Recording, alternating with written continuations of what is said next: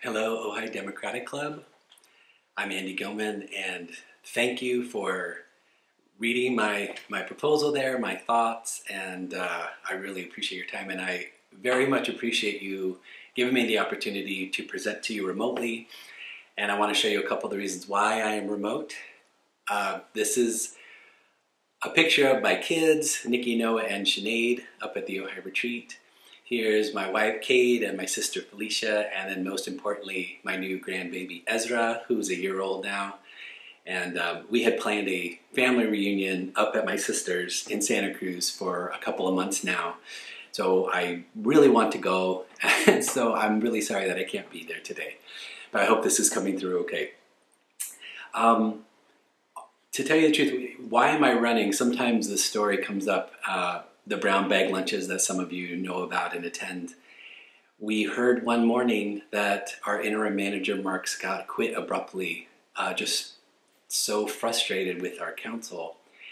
And I had been thinking about being on the council in the past, and it really hit me that day. Something has to be done. We are in such dire straits here, and just so much friction happening at every single meeting that we've all experienced. So I decided something really needs to be done, and I felt that my work with Agora, with our Ojai Chautauqua panels, growing up in Ojai, that I could do something about that. And so I also decided, at the request of friends, to announce early, to give people some hope that a change is possible. And that's why I decided to make an announcement in March. So hopefully you've seen some of that work, or you've been to my website and noticed some of the detail there. And the second thing I wanted to do right away was completely change the tone of our elections. Nationally, of course, we see this and see how difficult it is, but locally, we have grown to where suddenly we are tolerating people being completely vicious on social media, and that people with differing opinions become somehow traitors or against our valley. That's what I want to become intolerant of, if that's possible. And that's why, hopefully you saw, I tried to challenge or encourage my fellow candidates, whoever they were at the time, meet me here and say, let's have this debate, let's have this campaign leading up to November simply be about issues, and leave all this personality weirdness behind, or all these reasons why somebody is now in the pocket of so-and-so or whatever, but let's just keep it on the issues and then let the voters decide, here's the direction we'd like to see things be taken. That's one. And what it also means is that we, the candidates, will have to step in when our supporters attack the opposing candidate. We will have to step in. That's the biggest part and the biggest change, and I hope we all do that. I promise I will do that. And then the second thing really is to avoid wasteful spending.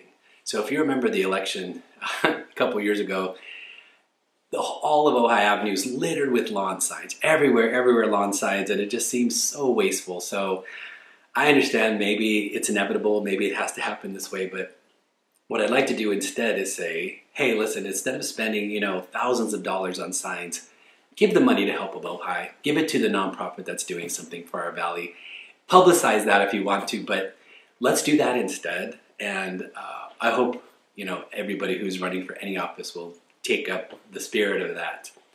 So I've filled out this questionnaire in a lot of detail. I hope that's okay. I realize I pulled things from my website or recent documents that I've written, and so you hopefully have seen some of those things, so it wasn't new news.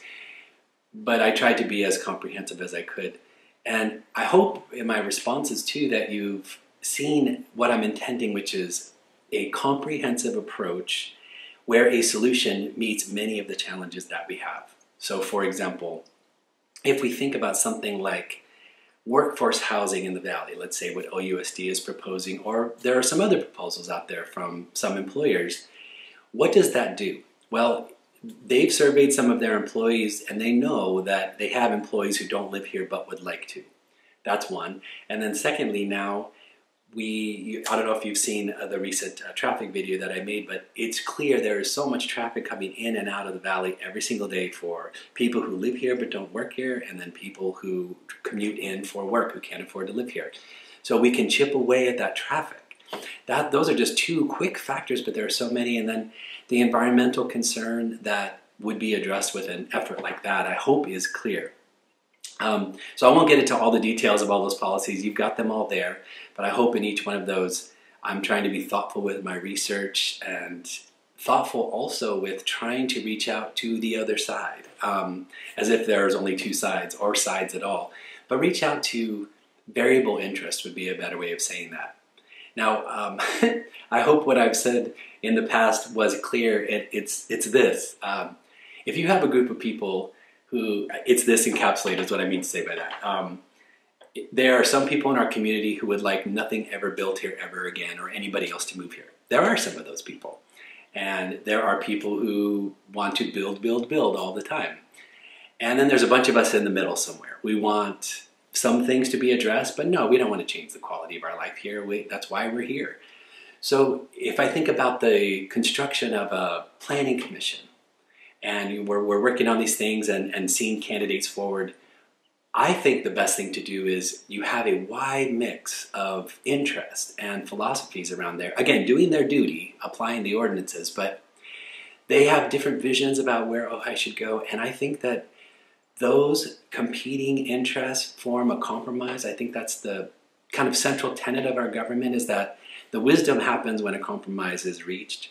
What I'm concerned about is I've seen efforts, some in this current council, that what they would like to do is fill the entire commission with people that are like-minded with them.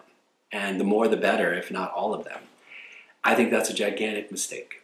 I've seen efforts to remove council members to their best ability who don't agree with them. I think that's a gigantic mistake. So I'm not asking for a council people that always gets 5-0 votes. I'm asking for healthy debate.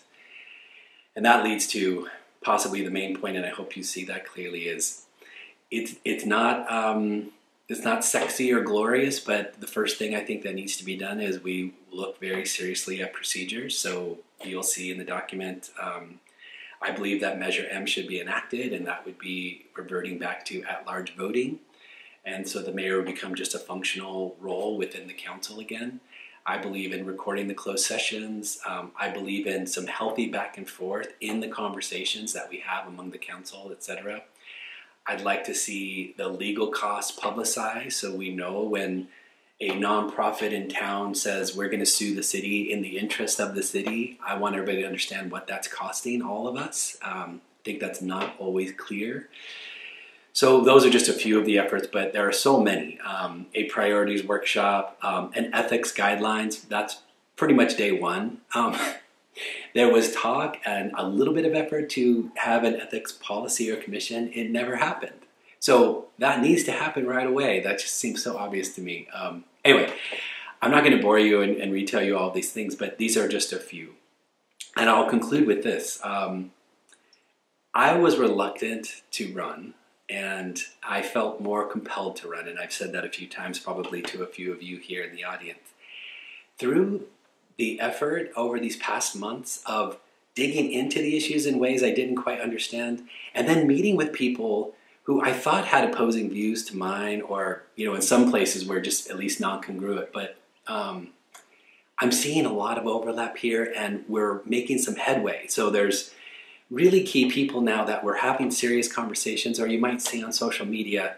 Sometimes the responses are really thoughtful when maybe you didn't expect it, or they're asking questions.